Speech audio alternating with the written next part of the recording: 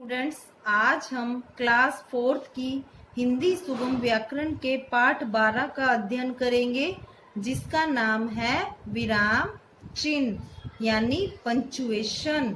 बच्चों, विराम का अर्थ है रुकना। अपनी बात को ठीक ढंग से कहने या समझाने के लिए हम बीच बीच में रुकते हैं, इसे विराम कहते हैं। लिखते समय विराम को दिखाने के लिए कुछ चिन्हों का प्रयोग करते हैं, उन्हीं चिन्हों को विराम चिन्ह कहते हैं। बच्चों, हम जब भी पाठ पढ़ते हैं या कुछ लिखते हैं तो कई जगह पर चिन्हों का प्रयोग किया जाता है, इन चिन्हों को विराम चिन्ह कहते हैं। बच्चों, विराम चिन्ह के द्वारा हम अपनी बात को सही ढंग से समझा पाते हैं। विराम चिन्ह के प्रयोग से हम अपनी बात को सही ढंग से समझा पाते हैं। जैसे चित्र देखकर नीचे लिखे वाक्यों को पढ़िए। मान्या, तान्या और विभा पार्क में खेल रही थी। पार्क में अनेक फूल लगे थे, उन्हें देखकर विभा चहक उठी। आहा, कितना सुंदर फूल है। तभी मान्या ने पूछा, कल हम क्या खेलेंगे? अब इसे पढ़िए। मान्या, तान्या और विभा पार्क में खेल रही थी। पार्क में अनेक फूल लगे थे, उन्हें देखकर विभा चहक उठी। आहा, कितना सुंदर फूल है। तभी मान्या ने पूछा, कल हम क्या खेलेंगे? देखो बच्चों, आपने देखा जो पहला अनुच्छेद है, इसमें किसी भी चिन्ह का प्रयोग नहीं किया गया, तो हम अपनी बात को सही ढंग से नहीं कह पा रहे। लेकिन दूसरे अनुच्छेद में देखो बच्चों, कई चिन्हों का प्रयोग किया गया है, जिससे क्या है, हम अपनी बात को सही ढंग से समझा पा रहे हैं। बच्चों, इन्हीं चिन्हों को विराम चिन्ह कहते हैं। आपने ध्यान दिया कि पहले अनुच्छेद में विराम चिन्हों का प्रयोग नहीं किया गया है, इसलिए बात ठीक ढंग से समझ में नहीं आ रही है।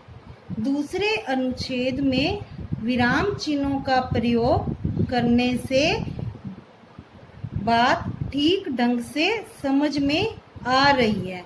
अतः हम कह सकते हैं कि पढ़ते या लिखते समय वाक्य में रुकने के लिए लगाए गए चिन्हों को विराम चिन्ह कहते हैं।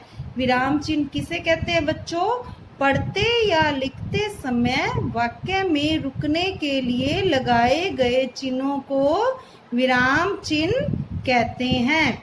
अब आगे पढ़ेंगे विराम चिन्ह के प्रकार। विराम चिन्ह कई प्रकार के होते हैं। इस कक्षा में हम केवल 4 विराम चिन्हों के बारे में ही पढ़ेंगे। कितने विराम चिन्हों के बारे में पढ़ेंगे? 4। कौन कौन से? पूर्ण विराम, अल्प विराम, प्रश्नवाचक चिन्ह, विस्मयादिबोधक चिन्ह। सबसे पहले है पूर्ण विराम। वाक्य पूरा होने पर पूर्ण विराम लगाते हैं। ये देखो, इसका चिन्ह भी बना हुआ है। जैसे मुझे खेलना बहुत अच्छा लगता है, ये अपना वाक्य पूरा हो गया। जब भी कोई वाक्य पूरा करते हैं बच्चों, तो क्या लगाते हैं? पूर्ण विराम लगाते हो ना। आगे है सचिन तेंदुलकर मेरा हीरो है, क्या आया है? पूर्ण विराम। अब आगे है अल्प विराम। अल्प विराम, ये देखो चिन्ह भी लगा हुआ है, जिसे हम कोमा भी कहते हैं ना, कहते हो ना। पढ़ते या लिखते समय जहाँ थोड़ी देर के लिए रुकते हैं, वहाँ अल्प विराम लगाते हैं। जैसे सीता, सीता के बाद क्या लगा हुआ है? अल्प विराम। मीता और शिबू मेरी दोस्त हैं। शेर, शेर के बाद क्या लगा हुआ है? अल्प विराम। हाथी, अल्प विराम। भालू और जिराफ को भी देखो अल्प विराम बच्चों कहाँ लगता है, जहां हम थोड़ी देर के लिए रुकते हैं, वहां क्या लगाते हैं, कौन सा चिन्ह लगाते हैं, अल्प विराम। अब आगे है प्रश्नवाचक चिन्ह। ये देखो इसका चिन्ह भी लगा हुआ है जिसे आप क्वेश्चन मार्क भी कहते हो। प्रश्न लिखते समय वाक्य के अंत में इस चिन्ह का प्रयोग होता है। जैसे तुम्हारा क्या नाम है, इसमें क्या है, प्रश्न पूछा गया है तो कौन सा चिन्ह लगाया गया है, प्रश्नवाचक चिन्ह। मेरा नाम सीमा है, तो वाक्य पूरा हो गया। तो देखो बच्चों ये कौन सा चिन्ह लगाया गया है, पूर्ण विराम। अब आगे तितली फूलों से क्या चूसती है, इसमें क्या है, प्रश्न पूछा गया तो कौन सा चिन्ह लगाया है, प्रश्नवाचक चिन्ह।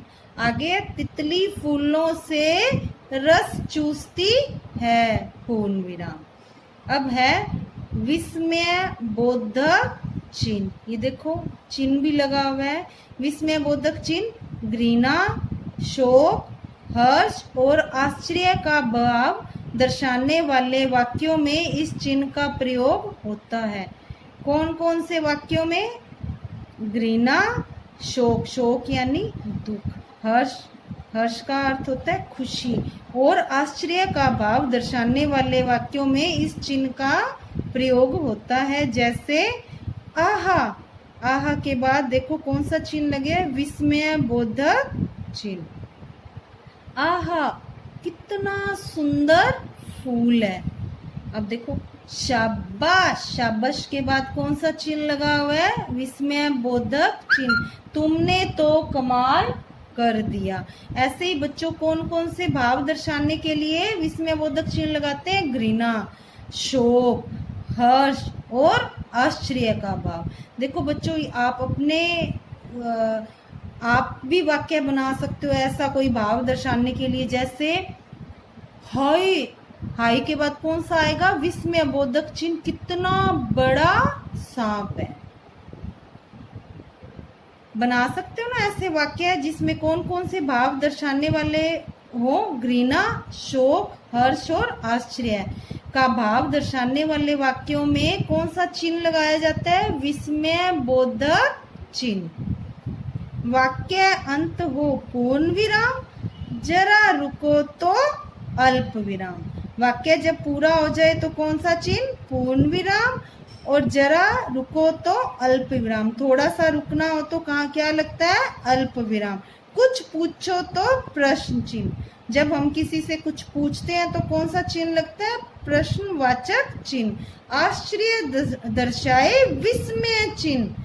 मिले समय तो करो विश्राम, कहते मेरे चिन्ह विराम।